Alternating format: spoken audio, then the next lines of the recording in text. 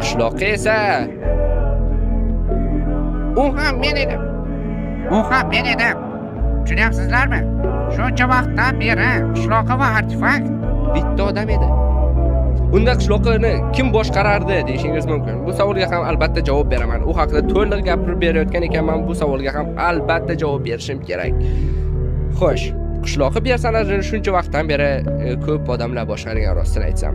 Uni har safar har xil odamlar boshqarishi mumkin edi. Kimni vaqti bo'lsa, masalan, Shohruxning vaqti bo'lsa, Shohruxga Minecraft o'ynab o'raylik. Mana shu qishloqqa ko'rinishda bo'lib turasan derdim. U ham necho derdi. Husanga aytishim mumkin edi. Hattoki jiyanimga aytsam ham u ham o'ynab berishi mumkin edi. Lekin ba'zi paytlarda men hattoki hech kimni chaqirmasdan mod ishlatishim ham mumkin edi.